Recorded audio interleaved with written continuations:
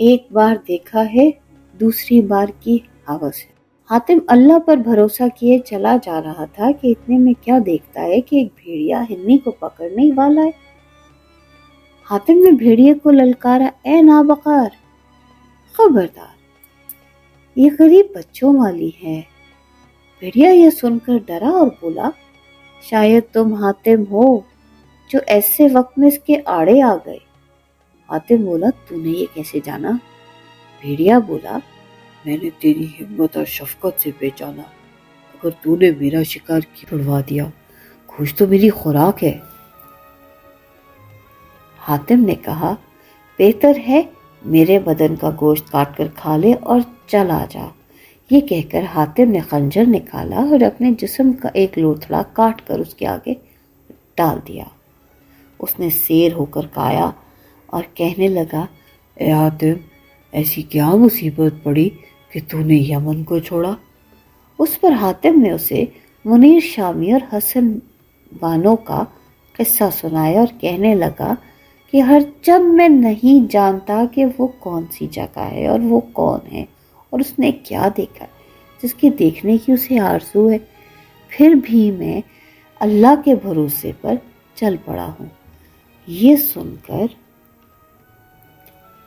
بھیڑیا بولا کہ میں اس جگہ کو جانتا ہوں، ایک شخص سے سنا ہے، اس کا نام دشت حویدہ ہے۔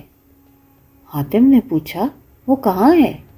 بھیڑیا بولا، تھوڑا دور جا کر دو راستے ملیں گے، داہنے راستے پہ ہو لینا، یقین ہے وہاں پہنچ جاؤ گے۔ یہ کہہ کر بھیڑیا رخصت ہوا اور ہرنی حاتم کو دعائیں دیتی ہوئی چلی گئی۔ حاتم 2-4 قدم چلا تھا کہ درد کے باعث ایک درخت کے نیچے گر کر تڑپنے لگا۔ وہاں ایک گیدڑ کا غار تھا۔ گیدڑ اپنی مادہ سمیت شاید کہیں گیا ہوا تھا۔ جب وہ آیا اور حاتم کو دیکھا تو اس کی مادہ نے کہا کہ اس گھر کو اب چھوڑ دینا چاہیے کیونکہ یہ آدمزاد یہاں آ گیا ہے۔ گیدڑ بولا، شاید یہ حاتم ہے اور دشت حویدہ کی جانب جاتا ہے۔ مادہ بولی، تجھے یہ کیسے معلوم ہوا؟ اس نے کہا، میں نے بزرگوں کی زبانی سنا ہے کہ فلاں تاریخ کو اس جگہ سے حاتم کا گزر ہوگا، سو وہ تاریخ شاید یہی ہے۔ مادہ نے حاتم کے حالات دریافت کیے تو گیدڑ نے اسے حاتم کی سخاوت اور قربانی کی داستان سنائی۔ حاتم کی خوبیاں سن کر مادہ بولی، یہ تو اتنا زخمی ہے، بھلا اتنی دور کیسے جا سکے گا؟ گیدڑ بولا، اگر پری رو کا بھیجا اس کے زخم پر لگے تو فوراً اچھا ہو جائے گا، مگر یہ بہت مشکل کام ہے کیونکہ وہ جانور دشت ماجرن دان میں ہے۔ جسم اس کا مور کی مانند ہے اور سر آدمی کا سا۔ اس پر مادہ بولی، کون اس کا سر کاٹ کر لائے گا؟ گیدڑ بولا، اگر تو 7 روز تک حاتم کی خبر گیری کرتی رہے تو میں اس جانور کا سر کاٹ کر لے آؤں۔ چنانچہ گیدڑ روانہ ہو گیا۔ جب وہ دشت میں پہنچا تو دیکھا کہ وہ جانور ایک درخت کے نیچے سو رہا ہے۔ نزدیک جا کر اس نے اس کا سر اس زور سے کھینچا کہ بدن سے جدا ہو گیا۔ اس کو لیے ہوئے واپس آ گیا۔ مادہ نے پری رو کا سر توڑا اور مغز لا کر حاتم کے زخم پر لگا دیا۔ زخم فوراً اچھا ہو گیا۔ حاتم اٹھ کھڑا ہوا اور بولا کہ تم نے مجھ پر احسان کیا ہے، تو مجھ سے بھی کچھ کام لو۔ گیدڑ بولا، اس جنگل کے قریب بچھو رہتے ہیں اور ہمارے بچوں کو کھا جاتے ہیں، اگر تو ہمارے سر سے یہ بلا ٹلا دے تو تیرا بڑا احسان ہوگا۔ حاتم نے کہا، مجھے ان کی جگہ بتا دو۔ چنانچہ گیدڑ حاتم کو لے کر چلا اور دور سے اس جگہ کو دکھا کر جھاڑی میں چھپ گیا۔ حاتم آگے بڑھا اور اس جگہ کو خالی پا کر بیٹھ گیا۔ اتنے میں بجو کا ایک جوڑا آیا۔ حاتم کو دیکھ کر کہنے لگے، اے شخص، یہ تیری جگہ نہیں، فوراً چلا جا، نہیں تو تکا پوٹی کر ڈالیں گے۔ حاتم نے کہا اے حیوانوں، یہ کیا ناانصافی ہے جو گیدڑ کے بچوں کو مارتے ہو؟ یہ سن کر وہ اور بھی غصہ دکھانے لگے۔ حاتم نے کہا قسم ہے خدائے عظیم کی جس نے سارے جہانوں کو پیدا کیا ہے، تم گیدڑ کے بچوں سے باز آ جاؤ، وہ کریم کارساز ہے، تم کو رزق پہنچا دے گا۔ وہ بولے کہ ہم تو تجھے بھی سلامت نہ جانے دیں۔ یہ سن کر حاتم سمجھ گیا کہ یہ کمبخت نہیں مانیں گے، چنانچہ اس نے لپک کر دونوں کی گردنیں پکڑ لی اور زمین پر دے مارا۔ قریب تھا کہ ان کو مار ڈالتا، مگر پھر اسے رحم آ گیا۔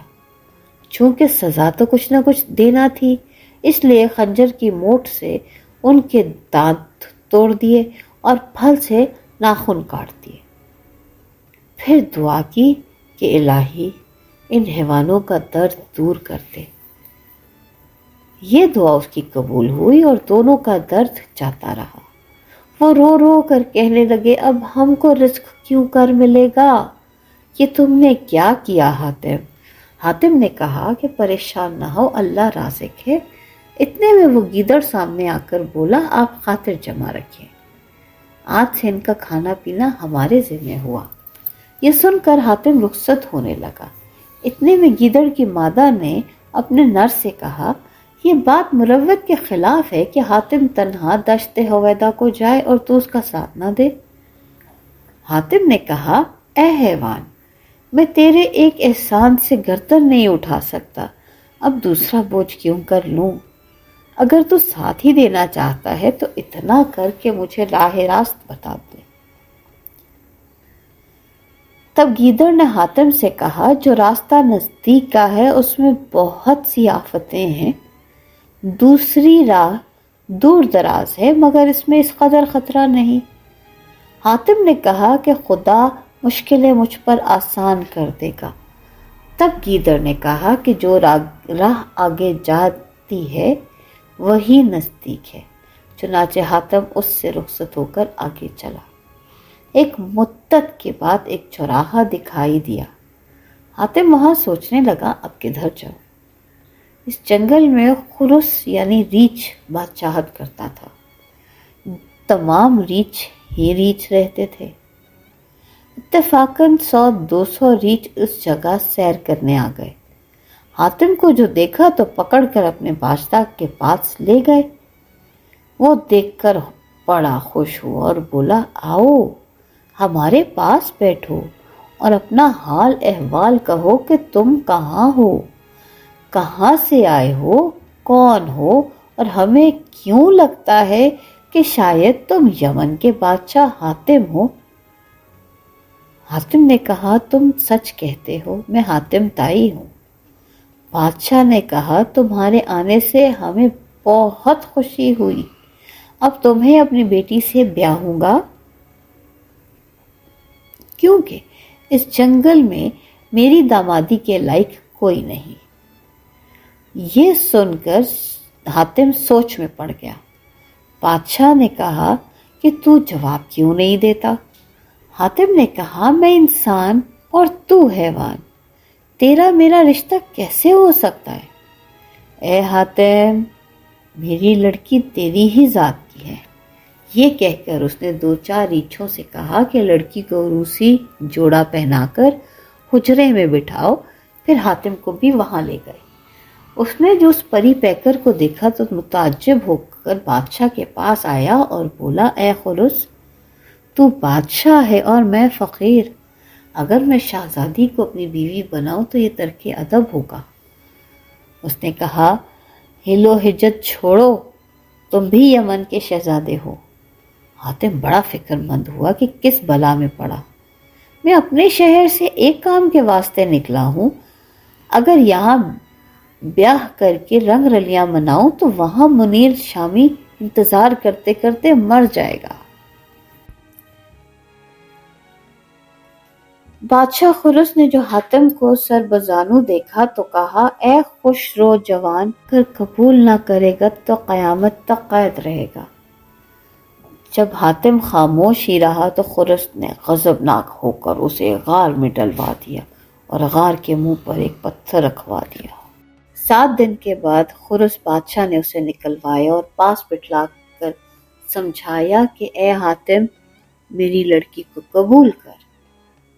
وہ پھر سر جھکائے بیٹھا رہا۔ تب اس نے ایک خوان میوے کا منگا کر حاتم کے سامنے رکھا۔ بھوکا تو تھا ہی، بے اختیار کھانے لگا۔ جب کھا چکا تو بادشاہ خرس نے کہا، اے جوان، اس پری پیکر کو اپنے نکاح میں لا۔ حاتم نے کہا، یہ مجھ سے ہرگز نہ ہو سکے گا، انسان کو حیوان سے کیا نسبت۔ چنانچہ خرس بادشاہ نے پھر ریچھوں سے کہا، حاتم کو پھر اسی غار میں ڈال دو۔ لہٰذا حاتم کو پھر غار میں ڈال دیا گیا۔ وہ کئی دن تک کچھ کھائے پیے بغیر قید رہا۔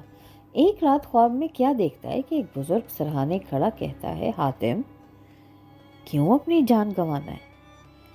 جب تک اس لڑکی کو قبول نہ کرے گا اس قید سے نہ چھوٹے گا۔ حاتم نے کہا، اے بزرگ، اگر میں نکاح کروں تب بھی وہ مجھے یہاں سے کب جانے دے گا؟ بزرگ نے کہا، اس کی بیٹی کو راضی کر لے، وہ تجھے رخصت دلوا دے گی۔ یہ خواب دیکھ کر حاتم چونک پڑا۔ اتنے میں پھر بادشاہ خرس نے اس کو بلوایا اور کہا کہ تیرے حق میں یہی بہتر ہے حاتم کہ میری لڑکی کو قبول کر لے۔ حاتم نے مجبوراً یہ بات مان لی، یہ شرط رکھی کہ کوئی ریچھ میرے گھر میں نہ آئے گا۔ بادشاہ نے یہ شرط قبول کر لی۔ حاصل کلام حاتم کو اس لڑکی سے بیاہ دیا گیا۔ جب 3 ماہ گزر گئے تب ایک دن حاتم نے اپنی اہلیہ سے کہا کہ اے نیک بخت، میں ایک کام کے واسطے گھر سے نکلا تھا، تیرے باپ نے زبردستی میرا بیاہ تیرے سے کر دیا، اگر چند روز کے لیے اپنے باپ سے رخصت دلوا دے تو بڑی مہربانی ہوگی۔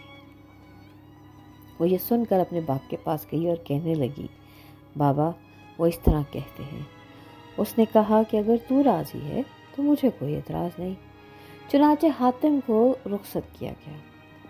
چلتے وقت اس لڑکی نے ایک مہرہ حاتم کی پگڑی میں باندھ دیا اور کہا، یہ اکثر تیرے کام آئے گا۔ غرض وہ رخصت ہو کر آگے چلا۔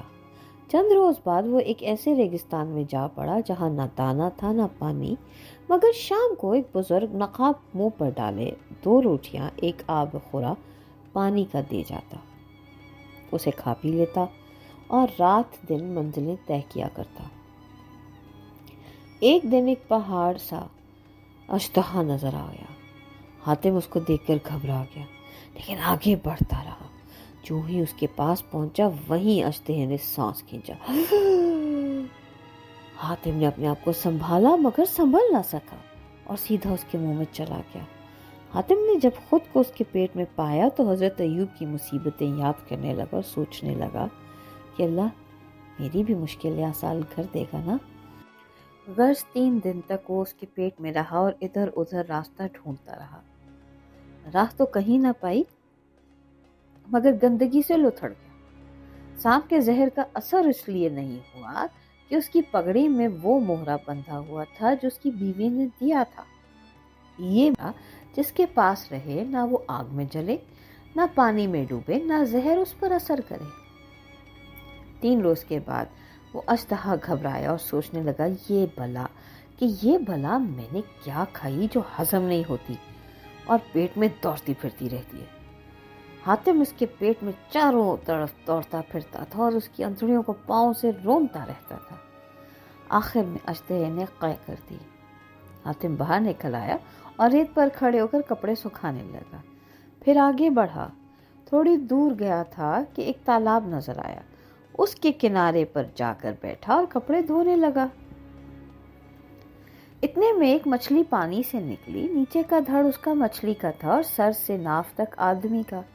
وہ ٹکٹکی باندھے اسے دیکھ رہا تھا کہ مچھلی اس کا ہاتھ پکڑ کر تالاب میں لے گئی اور اپنے مکان میں ایک صاف ستھرے بچھونے پر بٹھلایا۔ پھر سراپا ایک نازنی بن کر حاتم سے محبت کی باتیں کرنے لگی۔ حاتم نے کہا، میں ایک کام کے واسطے گھر چھوڑ کر یہاں تک آیا ہوں۔ میں یہاں تمہارے ساتھ صرف اس شرط پر رہنے کو تیار ہوں کہ تم مجھے 3 دن بعد وہاں پہنچا دو گی جہاں سے لائی ہو۔ حاتم کی اس نے یہ بات مان لی۔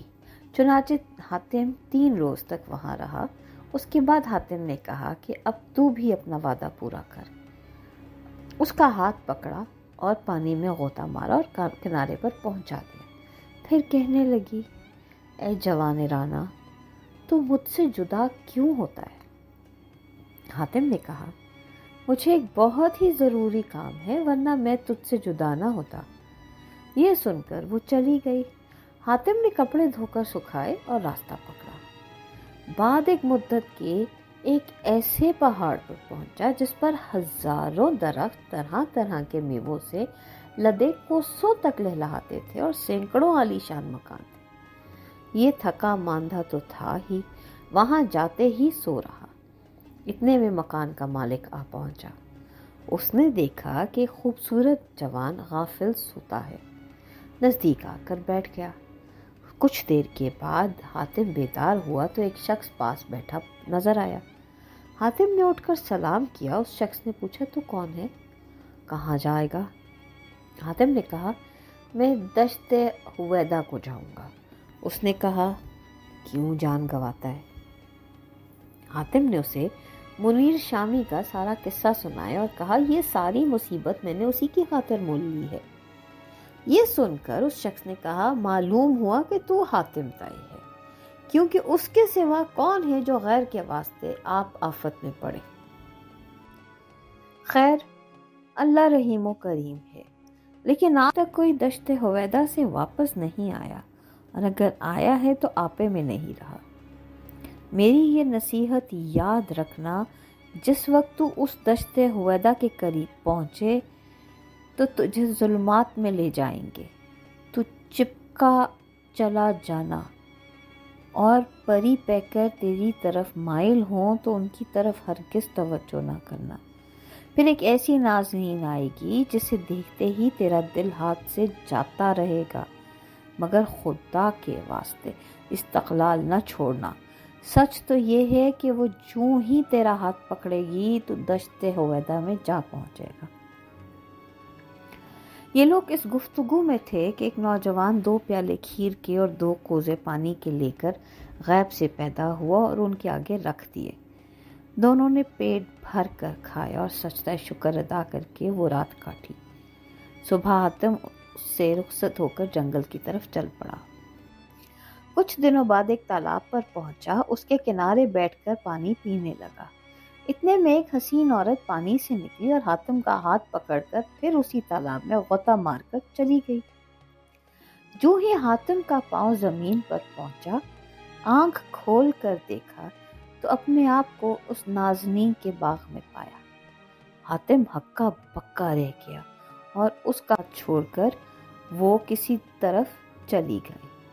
حاتم سیر کرتا ہوا ادھر ادھر کا تماشا دیکھتا پھرتا تھا کہ ایک طرف سے ہزاروں پری پیکر غول باندھے آ گئیں اور حاتم کو زبردستی کھینچنے لگیں۔ حاتم نے کسی کو سر اٹھا کر نہ دیکھا، کیونکہ اسے اس مرد کی نصیحت یاد تھی۔ وہ اپنے دل میں کہتا تھا کہ کہیں ایسا نہ ہو کہ تیرے استقلال کا پاؤں ڈگمگا جائے۔ خبردار رہ کر ظلمات یہی ہے۔ آخر وہ اسے ایک ایسے مکان میں لے گئیں جو لال و یاقوت سے بنا ہوا تھا۔ لاکھوں تصویریں اس میں لگی ہوئی تھیں اور ایک مرصع تخت ایک دالان میں بچھا ہوا تھا۔ جب اس تخت کے پاس پہنچا، وہ سب کی سب پریاں تصویر بن کر دیوار پر نقش ہو گئیں ہیں اور ہزاروں پریاں اس محل کی دیواروں سے نکل آئیں۔ وہ حیرت سے دیکھتا تھا اور دل میں کہتا تھا، الہی یہ کیا حکمت ہے، یہ کیا ماجرا ہے، یہ کہاں سے آئیں اور وہ کیوں کر نقش دیوار ہو گئیں؟ وہ اس تخت کے پاس تو کھڑا ہی تھا، اپنے دل میں کہنے لگا، جب تو یہاں تک پہنچا ہے تو پھر تخت پر بھی بیٹھ۔ یہ سوچ کر جو ہی اس نے تخت پر پاؤں رکھا، اس میں سے تڑک کی ایک آواز آئی۔ وہ سوچنے لگا شاید اس کا پایا ٹوٹ گیا۔ نیچے جھانکنے لگا تو تخت جوں کا توں پایا، پھر اس پر بیٹھ گیا۔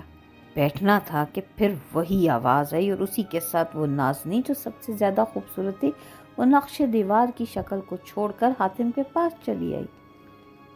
حاتم اس کو دیکھ کر حیران ہوا اور اپنے جی میں کہنے لگا، الہی یہ تو ابھی بطور اس تصویر کے تھی، پھر کیوں کر اس طرح منہ پر نقاب ڈالے تخت کے آگے آ گئی؟ بے قرار ہو کر چاہتا تھا کہ اس کا گھونگھٹ کھولے کہ نصیحت اس مرد کی یاد آ گئی اور فوراً سنبھل گیا۔ غرض وہ اسی آرزو میں 3 رات 3 دن اس مرصع تخت پر بیٹھا رہا۔ جب رات ہوتی تھی تو ہر مکان میں کافور کی شمع خود بخود روشن ہو جاتی تھی اور ہر سمت سے گانے بجانے کی آوازیں آتی تھیں۔ جو صورتیں نقش دیوار تھیں وہ مجسم ہو کر ناچتی تھیں، مسکراتی تھیں۔ حاتم کے سامنے طرح طرح کے میوے بھی رکھے تھے۔ ہر چندہ وہ کھاتا تھا مگر پیٹ نہ بھرتا تھا۔ حیران ہو کر کہتا تھا کہ الہی یہ کیا ماجرا ہے۔ اس طرح سے 3 روز گزر گئے۔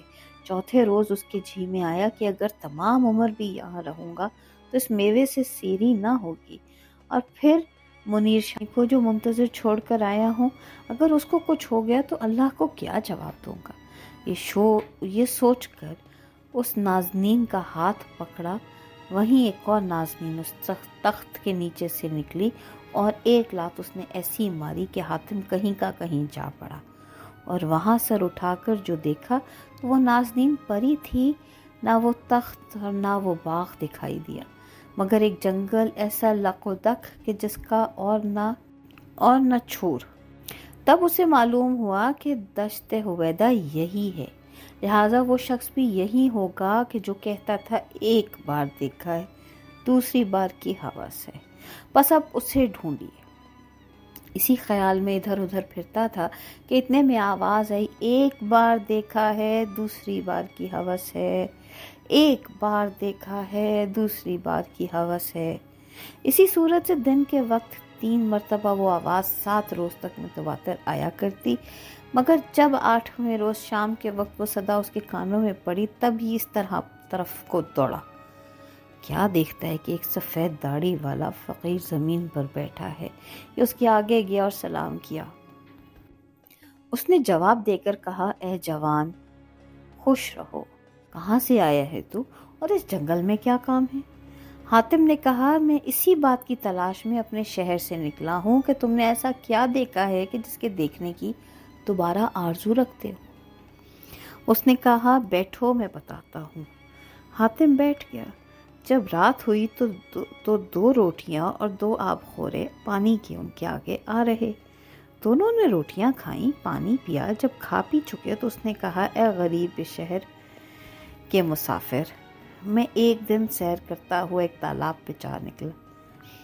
اس کے کنارے پر بیٹھ کر تماشا دیکھنے لگا۔ اتنے میں ایک خوبصورت عورت اس تالاب سے نکلی اور میرا ہاتھ پکڑ کر اس میں لے گئی۔ تہ پر پہنچ کر آنکھ کھول کر دیکھا تو عجیب و غریب باغ نظر آیا۔ بہت ہی خوبصورت عورتیں ہر طرف سے نکلی اور میرا ہاتھ پکڑ کر ایک مرصع تخت کے پاس لے گئیں۔ میں اس پر بیٹھ کر تماشا دیکھنے لگا۔ ایک لڑکی منہ پر نقاب ڈالے اس تخت کے پاس آ کر کھڑی ہو گئی۔ اسے دیکھتے ہی میں غش کھا گیا اور دل میرا ہاتھ سے جاتا رہا۔ بے قرار ہو کر جو نقاب اٹھا کے اس کا مکھڑا دیکھا تو عجب حسن خدا داد دکھائی دیا۔ ایک حسین عورت تخت کے نیچے سے نکلی اور ایک لات ایسی ماری کہ میں اس ویران جنگل میں آ پڑا۔ اسی دن سے اب سوائے رونے دھونے کے کچھ نہیں کرتا۔ چاہتا ہوں کہ اسے بھلا دوں مگر یہ نہیں کر پاتا۔ یہ کہہ کر اس نے ایک نعرہ مارا اور بھگولے کی طرح جنگل میں دوڑنے لگا اور یہی کہنے لگا، ایک بار دیکھا ہے، دوسری بار کی ہوس ہے، ایک بار دیکھا ہے، دوسری بار کی ہوس ہے۔ حاتم نے کہا، تو میرے ساتھ آ، وہ جگہ میں تجھ کو دکھاؤں گا۔ چنانچہ وہ حاتم کے ساتھ ہو لیا۔ چند روز کے بعد دونوں ایک درخت کے نیچے پہنچے جو اس تالاب کے قریب تھا۔ حاتم نے کہا، اگر اس لڑکی کو ہمیشہ دیکھنا چاہتا ہے تو کبھی اس کا ہاتھ نہ پکڑنا اور نقاب ہرگز نہ الٹنا۔ وہ تمام عمر تیرے آگے ہاتھ باندھے کھڑے رہے گی، اور اگر اس کا ہاتھ پکڑے گا تو پھر اسی جنگل میں چلا جائے گا۔ میں جو اس جگہ آیا ہوں تو ایک بزرگ کی دستگیری سے، ورنہ میں اس جگہ کیوں کر آتا۔ بس اب تو جا، آگے وہی تالاب ہے۔ یہ سنتے ہی وہ تالاب پر پہنچا کہ اتنے میں خوبصورت عورت اس پانی سے نکلی اور اس کا ہاتھ پکڑ کر اس میں لے گئی۔ حاتم شاہ آباد کی طرف روانہ ہوا۔ ایک مدت بعد مصیبتیں اٹھاتا اس فقیر کے پاس آیا اور اس سے مل کر وہاں سے پھر روانہ ہوا۔ پھر اس مچھلی کے گھر پہنچا اور 1 مہینے اس کے پاس رہا۔ پھر وہاں سے ریچھوں کے جنگل میں گیا اور ریچھ کی لڑکی سے ملاقات کی۔ پھر اس سے جدا ہو کر دونوں گیدڑوں کے پاس آیا اور ان کو دیکھ کر چند روز میں شاہ آباد پہنچا۔ حسن بانو کے آدمی ہاتھوں ہاتھ اس کو حویلی تک لے گئے۔ حسن بانو نے سنتے ہی اسے بلوا لیا اور پردے کے پاس بٹھلا کر پوچھا، کیا خبر لائے ہو؟ حاتم نے کہا، ایک بوڑھا مرد ظلمات کے اس جنگل میں آ پڑا تھا اور پکارتا تھا کہ ایک بار دیکھا ہے، دوسری بار کی ہوس ہے۔ پھر میں نے اس کو بحر ظلمات میں پہنچا دیا، اب وہ آواز اس جنگل سے نہیں آتی۔ اس احوال کو سن کر حسن بانو اور اس کی دائی نے حاتم کی ہمت اور محنت کی تعریف کی۔ پھر حاتم نے کہا، اب دوسری شرط بیان کر کہ میں اس کی بھی کوشش کروں۔ حسن بانو نے مہربانی سے کہا، اے حاتم، تو بہت دکھ سہ کر آیا ہے، ذرا دم لے، چند روز آرام کر۔ حاتم نے کہا، آرام تو مجھے اس روز ہوگا جس روز اللہ کے فضل سے تیرے 7 سوال پورے کر دوں گا۔ یہ کہہ کر اٹھ کھڑا ہوا اور سرائے میں جا کر منیر شامی کے پاس رہا۔ تمام ماجرا اس کے سامنے ظاہر کیا۔ پھر 9ویں دن حسن بانو سے کہا کہ تیرا دوسرا سوال کیا ہے؟ خدا کے واسطے جلد بتا۔